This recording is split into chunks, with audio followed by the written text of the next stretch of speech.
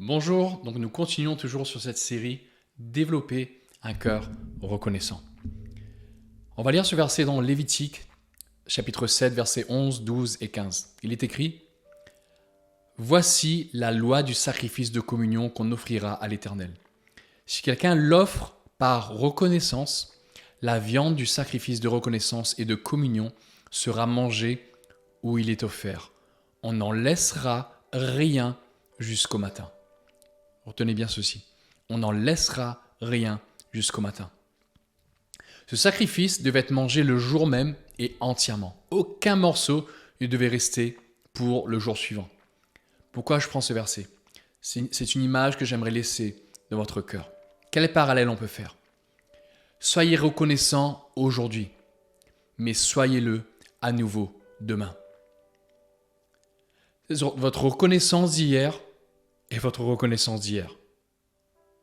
Mais chaque jour, on doit apprendre à marcher avec un cœur rempli de gratitude. Et vous pouvez trouver tous les sujets du monde pour être reconnaissant envers Dieu. Le sacrifice était offert et tout était mangé le jour même. C'est comme si Dieu attend de notre part aujourd'hui, à cette heure précise, un sacrifice de gratitude et il en veut à nouveau un demain. Parce que celui qui était offert aujourd'hui a été consumé, a été pleinement mangé. Et donc demain, il en faut un autre. Et c'est pour ça qu'on parle de style de vie, de gratitude. On doit tous les jours marcher dans la gratitude. Et on ne peut pas juste dire, comme on dit, Seigneur, j'ai prié hier. Tu as prié hier, mais prie aujourd'hui. Seigneur, j'ai été reconnaissant hier, mais sois reconnaissant aujourd'hui. Sois reconnaissant aujourd'hui, sois reconnaissant demain, sois reconnaissant chaque matin. Offre-lui un sacrifice de gratitude chaque matin. Lamentation 3, verset 22 dit, verset 23, « Les bontés de l'Éternel ne sont pas épuisées. Ses compassions ne prennent pas fin. Elles se renouvellent chaque matin. Que ta fidélité est grande. » Les actions, le soutien de Dieu, la bonté de Dieu ne cessent jamais. C'est pour cela que notre gratitude ne doit jamais cesser. Lui n'arrête jamais d'étendre sa main. Sa bonté se renouvelle chaque matin. Jamais Dieu enlève sa main sur nous. Jamais Dieu ferme ses bras pour nous empêcher d'entrer. Jamais. Son regard est toujours sur nous. Sa protection est toujours sur nous. Donc notre réponse doit être constante. On ne peut pas dire aujourd'hui par exemple, Dieu n'a rien fait, je n'ai pas de sujet de gratitude. Je n'ai pas de sacrifice de gratitude à offrir. Bien sûr que si. Les bontés de l'Éternel ne sont pas épuisées. Si ces bontés ne sont pas épuisées, alors notre gratitude ne peut pas être épuisée non plus. Parce que notre gratitude va puiser dans ces actes de bonté. Donc chaque jour, tu peux trouver quelque chose pour laquelle tu seras reconnaissant. Rien au monde ne mettra fin à la manifestation de sa bonté. Donc rien au monde ne peut mettre fin à notre réponse de gratitude. Vous savez, quand je faisais des ateliers pour les parents qui ont des enfants en situation de handicap, on avait un atelier précis où on parlait de la gratitude. On parlait d'essayer d'être reconnaissant pour les moindres détails. Et je peux comprendre que les personnes qui ne connaissent pas Christ ont du mal à être reconnaissants. Parce que leurs regards sont fixés sur les difficultés. Leurs regards sont fixés sur la maladie. Leurs regards sont fixés sur tout ce qui ne va pas. Mais pour nous, c'est totalement différent. La gratitude produit des bienfaits en nous. Scientifiquement, c'est prouvé. Mais on ne peut pas être comme les gens du monde. On doit toujours être reconnaissant, peu importe ce qui se passe dans nos vies. Jérémie 29, 11 dit « En effet, moi je connais les projets que je forme pour vous, déclare l'Éternel, projets de paix et non de malheur, afin de vous donner un avenir et de l'espérance. » Donc même si aujourd'hui on traverse une situation difficile, alors on peut quand même offrir un sacrifice de reconnaissance. Et comme je l'ai écrit, notre offrande n'en sera que plus parfumée. Notre offrande n'en sera que plus parfumée. Mais le sacrifice doit être constant, constamment renouvelé, jour après jour. L'offrande doit être offerte tous les jours, comme ce sacrifice de communion offert par reconnaissance. Et tout à l'heure, je parlais de détails. Vous savez, lorsque vous faites face à une situation difficile, il est facile de perdre sa gratitude parce qu'on n'arrive plus à voir même les petites choses que Dieu fait. On n'arrive plus à voir, par exemple, les petits progrès qu'on fait, que nos enfants font, ou les petits progrès que la situation fait et qui va vers la pleine victoire. Et avec nos deux plus grands donc, qui sont en situation de handicap, on a appris ça, mon épouse et moi, à regarder attentivement les moindres détails, à être reconnaissant pour les moindres détails. On a appris ça. Dieu se retrouve dans les moindres détails, dans les moindres choses. Et on a décidé à l'époque d'être reconnaissant, d'être rempli de joie pour la moindre petite chose que nos enfants pouvaient faire. Si ils commençaient à rigoler un tout petit peu, alors on se mettait à rire avec eux, à sauter de joie. Le Joël, lorsqu'il n'arrivait pas encore à se retourner, alors qu'ils avaient plusieurs années, s'il faisait le moindre petit geste, s'il commençait à se retourner, alors on était hyper heureux, on était reconnaissant envers le Seigneur. Et on a appris comme ça à développer une attitude de gratitude dans les moindres détails. Parce que c'est dit aujourd'hui, c'est banal pour des parents de voir leurs enfants sourire. Mais pour nous, ce n'était pas banal. Parce que quand nos enfants pleuraient pendant des jours et des jours, ou on passait des jours et des jours à l'hôpital sans voir un seul sourire, quand le moindre petit sourire venait, alors on pouvait être reconnaissant pour cela. Et c'est ce qu'on a appris dans la maladie, c'est ce qu'on apprend encore aujourd'hui.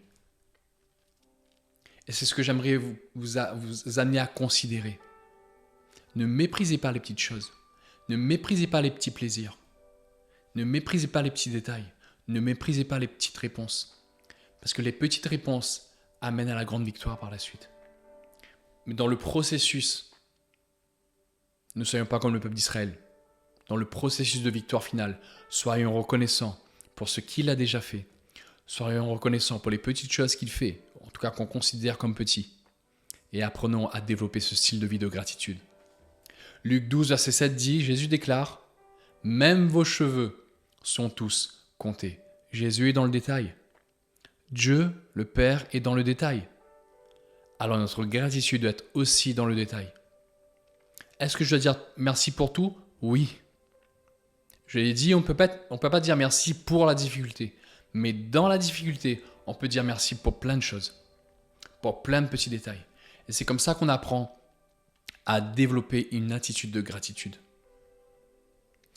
Vous devez apprendre à vous arrêter là où tout le monde continue sa route. Là où personne ne dirait merci. Vous devez vous arrêter et apprendre à dire merci. Vous devez apprendre à contempler les choses qui passent inaperçues pour les autres. C'est ce qu'on a appris à faire. Certains sourires passent inaperçus pour les autres. Le sourire de nos enfants ne passe plus inaperçu pour nous. On est reconnaissant pour cela. Parce qu'on a testé aussi la difficulté de ne plus les voir sourire pendant des jours et des jours. Et d'ailleurs, il y a des choses que vous découvrirez uniquement dans la difficulté. Et si dans la difficulté, si dans la pression, vous arrivez à faire sortir de la gratitude de votre cœur, alors elle sera réellement enracinée dans votre vie. Parce que dans les bons moments, c'est très facile d'être reconnaissant. Mais si vous arrivez à le faire lorsque tout va mal, alors ce principe va s'enraciner. Ce sera réellement une habitude, une attitude, un style de vie chez vous. Apprenez à être reconnaissant quand tout va mal. Apprenez à célébrer les événements estimés comme banals pour la majorité. Alors que cette personne dit c'est banal, il n'y a pas besoin de se réjouir pour ça, ça arrive tout le temps. Non, vous soyez reconnaissant pour cela. Dites Seigneur, merci. Merci pour cela. Alors que tout le monde ne dit pas merci, dites merci. Apprenez à scruter les petites avancées considérées comme insuffisantes pour la plupart. Alors que certaines personnes disent non, c'est pas encore arrivé au bout. C'est pas la pleine réponse. et que cette personne-là est encore dans la plainte, vous voyez les petits progrès et soyez reconnaissant. Même si ça paraît insuffisant, soyez reconnaissant. Apprenez à apprécier ce qui avait de la valeur, mais qui est devenu anodin avec le temps. C'est-à-dire les choses pour lesquelles vous étiez reconnaissant au tout début, parce que ça vous a surpris, parce que c'est quelque chose que vous attendiez. Et aujourd'hui, c'est devenu banal. C'est comme si la première fois que Dieu a répondu de manière extraordinaire en pourvoyant vos besoins, vous avez été rempli de gratitude. Et aujourd'hui, il pourvoit tous les jours, c'est devenu banal. Non, ce n'est pas banal. C'est toujours le même acte de bonté. C'est juste qu'on a perdu notre gratitude. Et on ne lui offre plus la même réponse qu'on lui offrait auparavant. C'est comme cette question que je vous avais posée dans la deuxième vidéo, je crois. Est-ce que la croix, lorsque vous y pensez, lorsque vous méditez à ce que Christ a fait à la croix, est-ce que ça a toujours le même impact dans votre cœur? Est-ce que ça produit la même réponse dans votre cœur? Parce que c'est le même acte que vous y avez pensé il y a 3 ans ou que vous y pensez aujourd'hui. C'est le même acte que Jésus a fait et qui vous permet de vivre en communion avec lui aujourd'hui. Donc ça doit produire exactement la même réponse sur vos 2 genoux, à louer, à l'adorer et à le remercier. Et vous pouvez faire la même chose pour tout ce qu'il fait aujourd'hui pour vous. Vous vous arrêtez à chaque fois. Aujourd'hui, je veux prendre le temps de te dire merci pour ça. Je ne l'ai pas fait, je veux prendre le temps de te dire merci pour cela. Même si ça paraît insuffisant pour certains, même si ça paraît banal pour d'autres, moi je veux m'arrêter et te dire merci pour ces petites choses de la vie. En tout cas que je peux considérer comme petit, mais Dieu est dans le détail. Si développer ce style de vie est bénéfique pour nous et notre famille, il est tout aussi nécessaire pour ce monde dans lequel nous vivons. Je m'explique. On doit apprendre et de toute façon, on doit vivre à contre-courant. À contre-courant. 2 Timothée 3:1 dit « Sache que dans les derniers jours, il y aura des temps difficiles. Car les hommes seront égoïstes, amis de l'argent, vantards, orgueilleux, blasphémateurs, rebelles à leurs parents, ingrats, impies. » Ingrats, parmi tous les traits évoqués par l'apôtre Paul, nous lisons l'ingratitude. Et c'est pour cela que je parle de marcher à contre-courant. Ce style de vie de gratitude que nous portons, que nous manifestons, doit même provoquer l'étonnement chez les personnes qui nous entourent. Parce qu'on marche à contre-courant, encore une fois je répète, parce qu'on s'arrête pour les détails, on s'arrête pour ce qui paraît banal. On dit merci alors qu'on traverse la tempête. On dit merci alors que Dieu n'a pas encore répondu. Par la foi, on lui dit merci. C'est comme ça qu'on marche à contre-courant. Une définition qu'on peut donner au mot ingrat ici dans ce verset, c'est avoir perdu sa reconnaissance et croire que tout nous revient de droit. Croire que tout nous revient de droit. C'est-à-dire croire que Dieu doit faire les choses pour nous. Croire que même dans notre famille, envers nos parents ou peu importe, dans certaines situations, tout nous revient de droit. On mérite tout. Et on devient ingrat lorsque ça ne se passe pas comme ça. Lorsque ça ne se passe pas comme on avait prévu, on devient ingrat. Ça me revenait, ça devait être fait, ça tu devais faire ça, Seigneur. Ou même envers vos parents, tu devais faire ça, tu devais faire ça. Et quand la chose n'est pas faite, alors on manifeste de l'ingratitude. Luc 6, verset 35 dit « Mais aimez vos ennemis, faites du bien et prêtez sans rien espérer en retour. Votre récompense sera grande et vous serez fils du Très-Haut. Car il est bon pour les ingrats et pour les méchants. » Ce qui m'interpelle ici dans ce verset, c'est qu'il est écrit dans la même phrase. Il est bon pour les ingrats et pour les méchants. Ce que je veux dire par là, c'est que l'ingratitude n'est pas une chose légère. On a banalisé l'ingratitude. On a banalisé le manque de reconnaissance. Mais dans le cœur de Dieu, l'ingratitude n'est pas quelque chose de léger, c'est quelque chose de grave. Et je ne dis pas ça pour qu'on se mette sur un joug de condamnation. Mais pourquoi je vous dis ça ?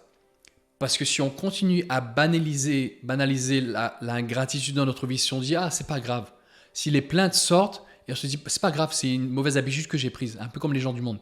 Si on pense comme ça, on n'arrivera jamais à développer une attitude de gratitude. Jamais. Parce qu'on tolère l'ingratitude, les plaintes dans notre vie. On tolère ça. Et dans cette phrase, Dieu met au même endroit l'ingratitude et la méchanceté. Et on ne veut pas être méchant. La méchanceté, non, qu'elle s'éloigne de moi. Par contre, les plaintes, on tolère un peu. Et tant que vous faites ça, vous ne réussirez pas à développer une attitude de gratitude. Rick Renner a dit, c'est un homme de Dieu qui a dit, lorsqu'une personne croit qu'elle mérite un traitement spécial, qu'elle a droit à tout, alors elle perdra sa reconnaissance pour presque tout. Elle perdra sa reconnaissance pour presque tout. Ce genre de personne où elle croit que tout le monde lui doit quelque chose. Même Dieu lui doit quelque chose. Quand c'est comme ça, cette personne perd sa reconnaissance pour presque tout ce qui l'entoure. Je prends des exemples. Certains enfants sont ingrats, pensant qu'ils doivent commencer au stade où leurs parents en sont actuellement, alors que ceux-ci ont mis une vie entière à bâtir leur richesse. En tant qu'enfant, on peut devenir ingrat parce qu'on n'a pas l'héritage, parce que nos parents ne nous donnent pas ceci et cela. Ils vont commencer au même stade que eux, ils sont actuellement, oubliant tout le prix qu'ils ont payé pour en arriver là. Et alors on manifeste de l'ingratitude parce qu'on ne reçoit pas ce qu'on pense mériter. D'autres sont ingrats envers le gouvernement, mettant en avant la difficulté de la vie, ce qui peut être vrai, ce qui peut être factuel. Et mettant en avant le fait que l'État doit prendre soin d'eux, mais oubliant que dans certains pays très éloignés de chez nous, la situation est bien pire. Et on attend une réponse du gouvernement comme si c'est le gouvernement qui doit prendre soin de nous. On peut être en désaccord avec certaines choses du gouvernement, on peut être en désaccord avec certaines choses du pays, mais on ne doit pas manquer de gratitude pour le pays dans lequel nous vivons. Portez vos regards un peu ce qui se passe autour de vous, dans d'autres pays. Celui de qui nous devons dépendre, celui qui prend soin de nous, celui qui s'occupe de nous, c'est Dieu notre Père. Enfin, certains seront ingrats parce qu'ils n'ont pas telle ou telle chose, alors que ceux qui les possèdent ont travaillé très dur pour y arriver. Tout comme la gratitude est une question de cœur, l'ingratitude aussi. On peut être ingrat parce que nous, on n'a pas lui là. Ça fait naître la jalousie dans notre cœur. On doit apprendre à marcher à contre-courant. Écoutez-moi bien, ça doit se voir, ça doit s'entendre, ça doit étonner les autres. On a tous cette image du petit poisson qui va dans ce sens-là et vous avez un banc de poissons qui arrive en face. Ça doit être notre gratitude. Ça doit être notre style de vie. Éphésiens 5,4 dit qu'on n'entende pas de paroles grossières, de propos stupides ou équivoques, c'est inconvenant, mais plutôt des paroles de reconnaissance. Et je vais terminer là-dessus. La gratitude doit être un langage du chrétien. Vous savez, tout comme les rois, les princes, les hauts placés, lorsque vous les écoutez, les nobles, ils ont un certain langage, ils ont une manière de s'exprimer que vous ne voyez pas ailleurs. C'est un langage qu'ils ont appris. Ils ont une manière de parler qui est différente de la nôtre dans leur expression. Pour la gratitude, il doit être de même chez nous. Notre langage rempli de gratitude doit être ce langage qu'on utilise tous les jours. Et il doit sonner différemment de ce que l'on entend dans le monde. Parce que le monde se plaint aujourd'hui. Et le langage qu'on doit parler, c'est un langage rempli de gratitude. Lorsque la France va mal, lorsqu'une société va mal, alors que tout le monde se plaint, notre langage doit être la gratitude. Et ça s'apprend. N'oubliez pas que nous sommes une nouvelle créature, avec un nouveau langage. Et la gratitude fait partie de ce nouveau langage. Si lorsque notre société, notre pays va mal, on dit exactement les mêmes choses que tout le monde, alors il n'y a aucune différence. On peut dire oui, on est chrétien, on croit en Dieu, que Dieu va intervenir, mais il n'y a aucune différence dans le langage. Il y a de la gratitude qui doit sortir constamment de notre bouche, constamment. Ça doit être un dialecte chez nous. Donc c'est comme ça qu'on apprend à développer un style de vie de gratitude. Donc je vous encourage encore dans quelques minutes à prendre le temps et à demander au Saint-Esprit de vous aider à apprendre à marcher, de vous aider à marcher dans une vie de gratitude, à vous arrêter dans les moindres détails, à être reconnaissant. Prenez quelques minutes pour ça. Merci d'avoir suivi encore cette capsule et que Dieu vous bénisse richement. Cette vidéo que vous visionnez fait partie d'une série qui s'intitule donc « Développer un cœur reconnaissant ». Je vous invite à la télécharger, elle se trouve entièrement sur le site labasefrance.fr qui se trouve en description de cette vidéo. Vous pouvez visiter le site, aller télécharger des vidéos qui sont gratuites, aller télécharger des vidéos qui sont payantes et j'espère que tout ce que vous visionnerez sur ce site vous bénira profondément. À bientôt.